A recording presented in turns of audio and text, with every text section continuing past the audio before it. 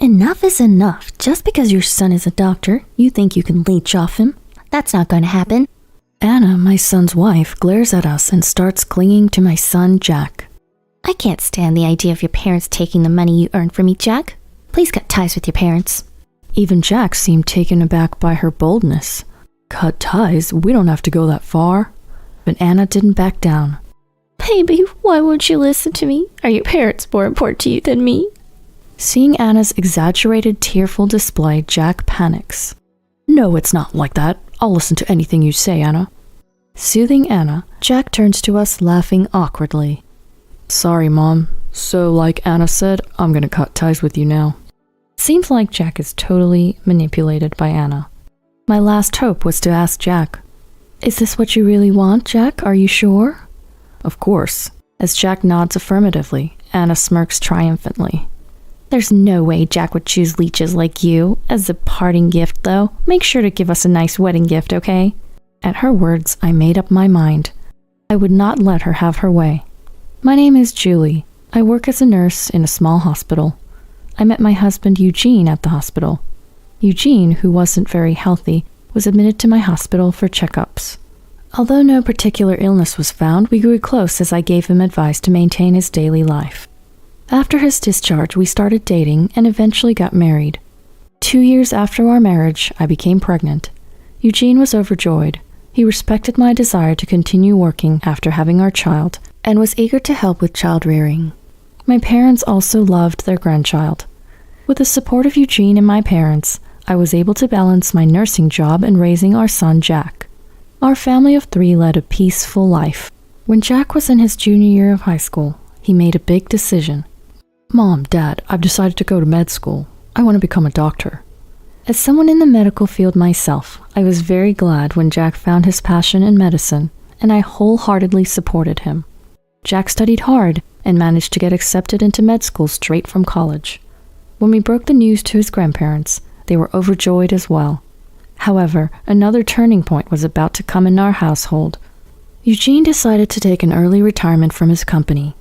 His frail health had always been a problem, and there were many days he couldn't go to work due to sickness. Taking advantage of an early retirement program seemed like the best choice for Eugene, who decided to retire at 55.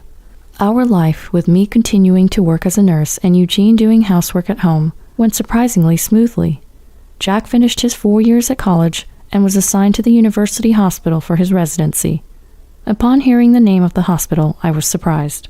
Isn't it great? It's the biggest hospital anyone was assigned to out of all my classmates. With Jack boasting so proudly, I felt the need to remind him. Jack, what's important is what you do, not where you are. But it seemed like my words were just mere nagging to the elated Jack. I know that. Can't you, a nurse who can only assist doctors like us, just keep quiet? Jack then completed his residency and decided to work at the university hospital as an internist.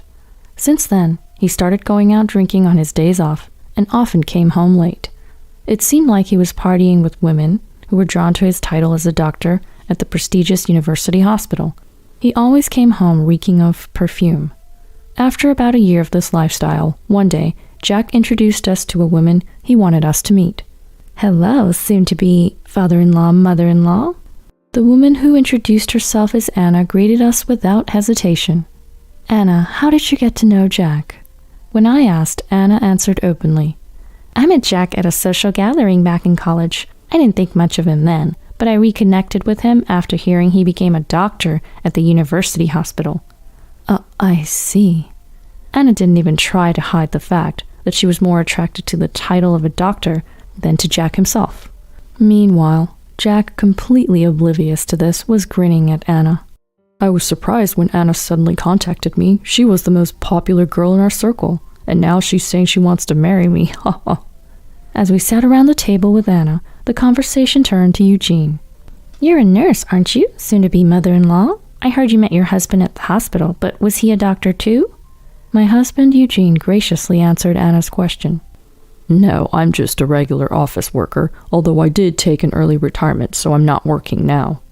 You're not working? So you're unemployed?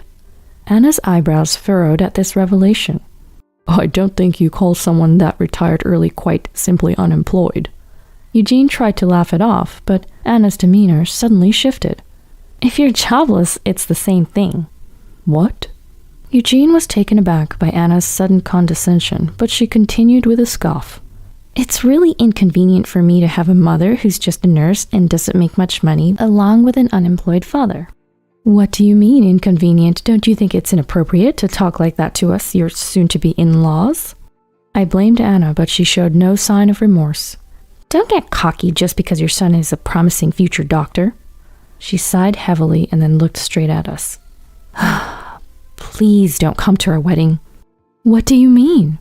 The professor from Jack's med school, who's also his boss, is planning to attend our wedding. It would be embarrassing if his parents were just a nurse and an unemployed father. Hold on, it's absurd for both parents to not be attending their child's wedding. Just tell everyone you're sick, then no one can complain, right? But I tried to object, but it was clear that Anna's decision was firm. Eugene then turned to Jack. What do you think about this, Jack? What, me? Jack, taken by surprise, was at a loss for words. Before Jack could answer, Anna interrupted. Enough is enough. Just because your son is a doctor, you think you can leech off him? That's not going to happen. Anna glared at us, then starts clinging to Jack. I can't stand the idea of your parents taking the money you earn from me, Jack. Please cut ties with your parents. Even Jack seemed taken aback by this declaration. Cut ties? I don't think we have to go that far. But Anna didn't back down. Baby, why won't you listen to me? Are your parents more important to you than me? She exaggerates her crying for effect. Panicked, Jack responded. No, that's not it at all. If it's your request, I'd do anything. Jack, who managed to calm Anna, addressed us with a foolish smile. I apologize, Mom, but I'll have to go with Anna on this one. We're cutting ties with you guys. It seems like Jack is totally manipulated by Anna. Betting on my last hope, I asked Jack, Is that really what you want, Jack? Are you sure about this? Of course. Jack replied with a nod. Anna, looking triumphantly, retorted, There's no way Jack would choose leeches like you. As a parting gift, though, make sure to give us a nice wedding gift, okay? Days later, an invitation for their wedding arrived at our home, with the regretfully declined box already checked. The invitation even had a section saying, Please send your gift cards to the following address. As I was flabbergasted, our home phone rang. It was my father. Julie, we just received an invitation to Jack's wedding, but the regretfully declined box is already checked. It also has an address suggesting us to send gift cards to. What on earth is going on? It appears that Jack and Anna sent the same invitation to my parents as well. Seeing Anna and Jack trying to abandon not only their real parents, but also his grandparents, who loved Jack dearly, I felt a surge of anger. I absolutely won't let things go Anna's way. I told my father about the time Anna came to our house. They're saying they want to cut ties with me. It seems they don't want me at their wedding. Hearing my story, my father was bewildered, but I asked, Dad, I have a request. On the day of the wedding, can you go with me to Jack's ceremony venue? But Jack doesn't want us there, right? I don't intend to attend the ceremony. Apparently a professor from the university hospital, who is also Jack's boss, will be there. I'd like you to tell him about what's happening when you see him at the venue. I see. Okay. If Jack has cut ties with you guys, it's essentially the same as cutting ties with his grandparents as well. My father, who had figured out my plan, willingly agreed to go to the venue with me. In addition to that, I did my best to verify Anna's reputation before the wedding day. The day of the wedding arrived. When my father and I arrived at the venue, Anna and Jack were surrounded by their invited colleagues who were all doctors. I heard your parents are unwell. What a shame. It's your wedding. Well, it is what it is, Jack answered with an awkward smile. A professor approached Jack, also posing the same question. Why isn't your grandfather here? Surely he wasn't left out of the invite list, right? Thank you for your concern about my grandfather. I haven't seen him in years, so it's no big deal. He might even be getting a bit forgetful by now. Unaware of the professor's puzzled expression, Jack remained nonchalant. My father, who had been watching from the sidelines next to me, could no longer contain his frustration and walked over to Jack and his group from behind a pillar. Who did you say is forgetful? At the sound of my father's assertive voice, Jack and Anna turned around. Who is this old man? Beside a puzzled Anna, Jack's eyes went wide. Grandpa, what are you doing here? Then, spotting me beside my father, he became furious. And Mom, too? I told you not to come since we've already got ties. Jack's superiors glanced between him and my father, whispering amongst themselves. That man is... Yes, indeed. Could it really be him? What does he mean by cutting ties? As the doctors started to murmur, the professor asked Jack in a stern voice. What do you mean by cut ties, Jack? Oh, well, about that. Jack started to panic. Before he could respond, Anna intervened. Jack's jobless father tried to leech off him who has a promising future, she exclaimed before I could rebut. We couldn't let such parasites meet esteemed individuals like you, Professor, so we politely asked them to refrain from attending the wedding. With a look of disdain, Anna continued while glancing at my father and me. I can't believe they actually showed up at the venue. Bringing along a shabby old man like him, did they think they would earn everyone's sympathy? Regardless of the number, parasites are nothing but a nuisance. At the word parasite, Jack's bosses urgently start speaking to Anna. Well, what are you saying, miss? What am I saying? It's the truth, isn't it? Jack agreed that his family shouldn't be invited to the wedding, right, Jack? Yeah, Anna's right. If you think being blood-related means you get away with anything, you're dead wrong. Even if you're family, I won't let them harm my bright future and career. At Jack's confident declaration, the doctors turned pale. Jack, you really don't know, do you? What don't I know? At Jack's surprised look, his boss doctors simultaneously disclose.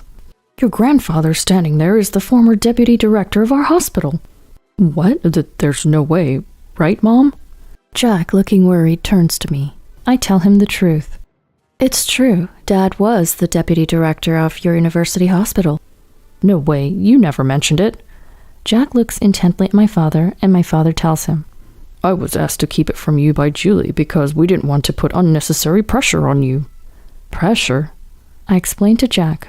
When I became a nurse, my father was already a respected doctor in the hospital. Being the daughter of such a capable man was pressure to me. I didn't want you to feel the same. So you kept it from us? The professor turns to Jack with a stern look. Your grandfather is my mentor. Calling my dear mentor a parasite is extremely offensive. And the fact that you don't even appreciate your parents and family who've supported you this far, I'm disappointed in you. Under the cold gaze of the professors, Anna rushes to cling to my father and me. We really did want to invite my in-laws. Since you're here, please attend the ceremony. I'm just amazed at Anna's quick change of attitude. I firmly tell Anna, I decline. The only reason we came here today was to make it clear to the guests why we couldn't attend the wedding. We have no intention of attending the ceremony. But we're a family. Don't you care about Jack? Family? Weren't you the one who said you wanted to cut ties with us? We're not a family or anything. We're strangers. My father backs me up. When my daughter cuts ties, that means I lose my connection as a grandfather, too. It seems my daughter has had her say, so we have no more business here. Mom, Grandpa, please wait for me. Jack weakly muttered. The professor, as if to add insult to injury, said, Being a doctor involves facing and working with people. If you can't respect your family and elders, you're not fit to be a doctor. It seems you'd better grow as a person in a local hospital, not in our university hospital. You mean, get yourself transferred to a hospital in our rural network. You mean I'm being sent to the countryside? Anna glares demonically, while looking at Jack, who was stunned. Rural assignment? You must be joking. I only married you because you were working at the university hospital. Anna confronts Jack, shrieking about divorce. I'll make sure you pay alimony. Anna never really intended to support Jack as his wife after all. There was no longer any reason to be considerate of Anna. Anna, you're the one who's going to be paying alimony. My words surprised Anna. She looked at me. What? Why should I have to? Anna, you've been having an affair, haven't you? What? Suddenly, Anna began to panic. What kind of evidence do you have to make such an accusation? I laid out several photos in front of the flustered Anna. They showed Anna snuggling up to an unknown man like a couple, entering a hotel. I asked your classmates about what they thought of you, Anna. They testified about the affair, and I've been investigating ever since. Here's the proof. Upon seeing the photos, Jack started to shake. Anna, you were meeting this man behind my back? It's not what it looks like, Jack. Hear me out. Why should I? I don't want to hear any excuses. Disgusted by their ugly argument, the guests following Jack's father started to leave one after another. The squabble continued until the venue staff had to intervene. By the time they realized, there were only a few guests remaining. The situation was far from conducive for a wedding, so the event was called off. Jack went straight to the city hall to collect divorce papers. I have no intention of continuing to live with a cheater. No way, without your prestigious university hospital title, you're nothing appealing to me at all. Both stubborn and resentful, the two swiftly went through with their divorce. Subsequently, Jack received an official resignation notice from the hospital and was transferred to a hospital in the country. Working alone in the countryside, Jack seemed to be realizing his own immaturity as a doctor. Anna, on the other hand, had to pay alimony to Jack because the evidence of her affair which I presented became the deciding factor. After distributing her assets during the divorce and using her savings to pay the alimony, Anna, seemingly unrepentant, was spotted lurking around a university hospital, desperately trying to charm young single doctors. However, word of her divorce had spread throughout the hospital, and not a single doctor was willing to fall for Anna's advances. Still, Anna couldn't give up her aspirations to be a wife of a doctor working at the university hospital. She had become quite famous in the hospital as the desperate old lady chasing after doctors. Meanwhile, I've been continuing my job as a nurse. Eugene's health has become stable recently, and he's taken a great interest in cooking as his new hobby. Every time I come home from work, I'm greeted with delicious dinner prepared by my husband. While cherishing this happiness, I made a vow in my heart to continue this life with the ones I love.